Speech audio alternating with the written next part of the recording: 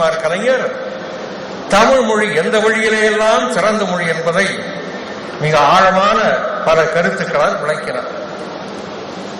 100 ஆண்டுகளுக்கு முன்னாலே பரிதிமார் கலைஞர் விளக்கினார் என்பதற்காக, எவ்வளவு ஆழமாக எண்ணி பார்த்தார் என்பதற்காக இந்த அவையிலே உள்ளவர்கள் மொழியை பற்றி பெருமளவுக்கு அறிந்தவர்களாக இருந்தாலும் கூட, தமிழ் மொழியின் பெருமையை தெரிந்தவர்களாக இருந்தாலும் கூட, பரிதிமார் கலைஞரே சொல்கிறார் என்பதற்காக இதை அறிந்து கொள்ள விரும்புவார்கள் என்று நான் எதிர்பார்த்து அதை கொஞ்சம் படித்து காட்ட விரும்புகிறேன்.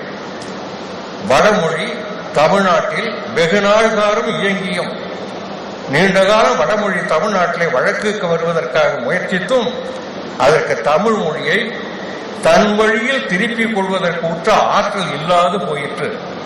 வடமொழியாளர் தமிழருடைய ஒழுக்க வழக்கங்களை உணர்ந்து அவற்றிற்கேற்ப வடமொழியில் நூல்கள் வகுப்பான் குவிந்தனர். வடமொழியாளர்கள் தமிழ்நாட்டிலே தாங்கள் இயற்றக்கூடிய நூல்கள் ஏற்கப்பட வேண்டுமானால் தமிழ்நாட்டு மக்கள் விரும்பக்கூடிய அவருடைய பழக்க வழக்கங்கள் ஒழுக்கங்களை போற்றுவதாக இருக்க வேண்டும் என்று எண்ணிக்கொண்டு இயற்றினார்கள். தமிழரிடத்தில் இல்லாதிருந்த, தமிழரிடத்திலே வழக்கிலே இல்லாமல் இருந்த, நடைமுறையில் இல்லாமல் இருந்த அந்தணர், அரசர், வணிகர், வேளாளர் என்ற 4 வகை ஜாதி முறையை மெல்ல மெல்ல நாட்டிவிட்டனர். பரிதிமார் கலைஞர் சொல்லுகிறார், சொல்லிவிட்டு சொல்லுகிறார், முற்படைப்பதனில் வேறாகிய முறைமை போல் 4 வகை ஜாதி இந்நாட்டில் நீர் நாட்டினீர் என்ற ஆரியரை நோக்கி முழங்கும் கவிழர் அகவலையும் காண்க என்று பரிதிமார் கலைஞர் இதை எடுத்து காட்டுகிறார். இன்னும் வடக்கே இருந்து வந்தவர்கள் அல்லது வேறு இனத்தைச் சேர்ந்தவர்கள் தம் புந்தின இனத்தை காட்டி தமிழ் அரசர்கள் அமைச்சர்களாகவும் அமைச்சர்கள் எனவும் மேலதிகார பிரபுக்கள் எனவும் அமைந்து கொண்டனர். தமிழகத்தில் இருந்த பல அரிய உண்மை கருத்துக்களையும் மொழிபெயர்த்து தமிழர் அறிய முன்னரே அவற்றை தாம் அறிந்தன போலவும் வடமொழியினின்றுமே தமிழிற்கு அவை வந்தன போலவும் காட்டினர். பரிதிமார் கலைஞரே எவ்வளவு வருத்தத்தோடு வேதனையோடு குறிப்பிடுகிறார் என்பதை நாம் எண்ணி பார்க்க வேண்டும். அவர் வடமொழியை வெறுத்தவர் கூட அல்ல, வடமொழியை அறிந்தவர், ஆங்கிலத்திலேயே ஒரு தேர்ச்சி பெற்றவர். ஒரு பாதிரியார் பாராட்டுகிற அளவுக்கு, போப் பாராட்டுகிற அளவுக்கு ஆங்கிலத்திலே அவருக்கு தேர்ச்சி, தமிழிலே தேர்ச்சி. அவர் சொல்லுகிறார், மேலும் வடமொழி சொற்கள் தமிழிலே கலத்தல் குறித்து வடமொழி பேச்சு வழக்கற்று ஏட்டு வழக்காய் மட்டும் இருக்கும் நிலைமை எய்திவிட்டமையின். வடமொழி அப்பொழுதே பேச்சு வழக்கு இல்லை என்கிறார். இன்னொரு அறிஞர் சொன்னார்,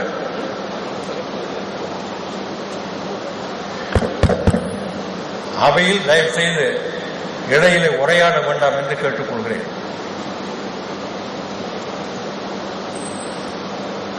இன்னொரு அறிஞர் சொன்னார், வடமொழி பேச்சு மொழியாக பிறக்கவே இல்லை.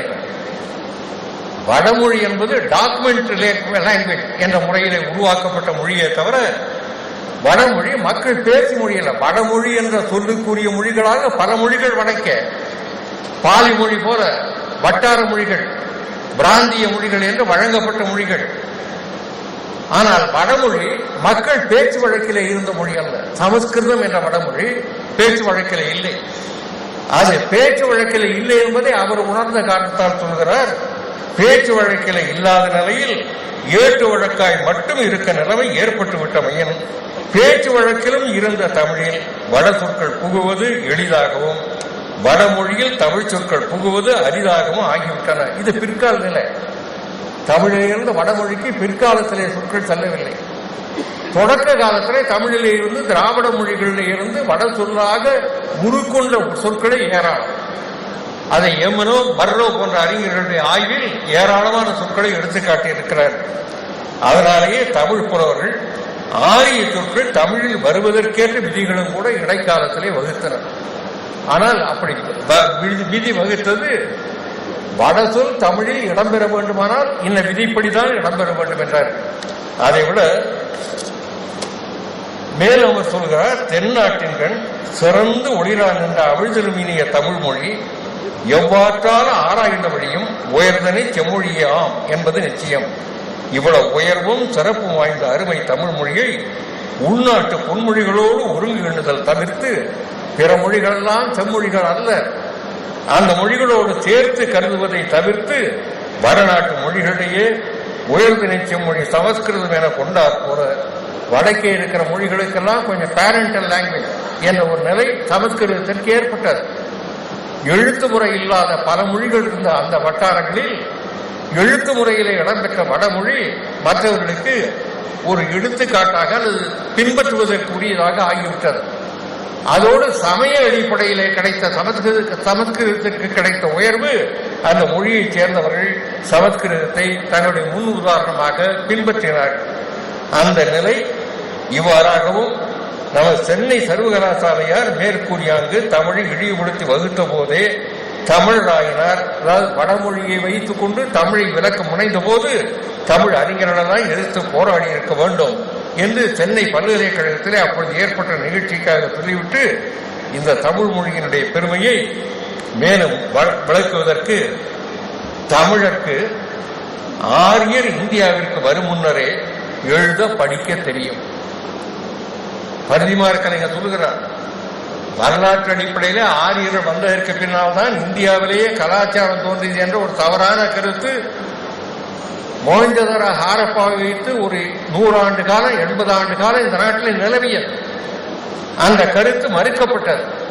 ஆனால் பரிதிமார் கலைஞர் மொஹஞ்சதாரோ ஹாரப்பாவை பற்றி அவர் எண்ணி பார்க்கிற வாய்ப்பு குறைவாக இருந்த காலத்திலேயே தமிழருக்கு ஆரியர்கள் இந்தியாவிற்கு வரும் முன்னரே எழுத படிக்க தெரியும், எழுத்து சுவடி என்பன தனித்தமிழ் சொற்கள் ஆதலும் காண்டு, இதனாலே அகத்திய முனிவர் தமிழ் பாஷைக்கு நெடுங்கணக்கு வகுத்தனர் என்பதும் ஆரியரோடு கலந்த பிறகே தமிழர் தங்கள் பாஷைக்கு நெடுங்கணக்கு ஏற்படுத்திக் கொண்டனர் என்பதும் பொருந்தாதவை.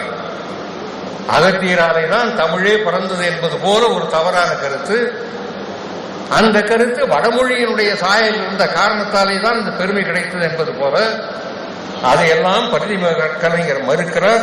இப்படி ஏராளமான செய்திகள் பரிதிமார் கலைஞர் சொன்னது மட்டுமல்ல, அந்த நாட்களிலே பரிதிமார் கலைஞர் அவருடைய நூல் வெளிவருவதற்கு முன்னாலே 17ஆம் நூற்றாண்டிலே ஈசான தேசியர் என்ற ஒருவர் இலக்கண கொத்து என்ற ஒரு நூலை இயற்றிய போது அந்த நூலில் அதனுடைய பாயிர பகுதிகளை சொன்னார், 5 எழுத்தால் ஒரு பாடை உண்டென அறையவும் 4 வரை மக்கள் என்றார். அவர் சொன்னதற்கு என்ன கருத்து என்றால், வடமொழியிலே இருந்து தமிழ் 5 எழுத்து தான் வேறுபடுகிறது. இந்த 5 எழுத்துக்கள் தான் வேறுபடுகின்றன. இந்த 5 எழுத்துக்களுக்கு ஒரு மொழி வேண்டுமா என்றார் ஈசான தேசியர். ஈசான தேசியர்னாலே நீசமான தேசியர்னு கூட கருதலாம். அவர் அப்படி சொன்னதை பற்றி பரிதிமார் கலைஞர் மறுத்துரைக்கிறார். இதை ஒரு தனிமொழி என்று சொல்ல வேண்டுமா என்று கேட்கிறாரே, அது குறித்து பரிதிமார் கலைஞர் இலக்கண கொத்துரை செய்த ஈசான தேசிகர் வடமொழி இலக்கணத்தை தமிழோடு கலந்தனர். கலந்த மட்டில் இல்லாது தமது நூற்பாயிரத்தின் கண் கூறிய சிறு கூற்றுக்கள் அறிவுடையோர் ஒதுக்கற்பாலனமாகின்றன. பாயிரத்தில் பகர்ந்தவை கேட்டு பேரறிவாளர் ஆயினார் நகைத்து விடுப்பர். மற்றவர்களால் நான் நகை செய்யத்தக்க அளவுக்கு தாழ்ந்தது அந்த கருத்து என்று சொல்லி அவர் மறுக்கிறார். இன்னும் பல கருத்துக்கள் அப்படிப்பட்ட ஆழமான கருத்து. தமிழ் முதலில் தோன்றிய மொழி, தொன்மையான மொழி, தன்னித்தன்மை உள்ள மொழி.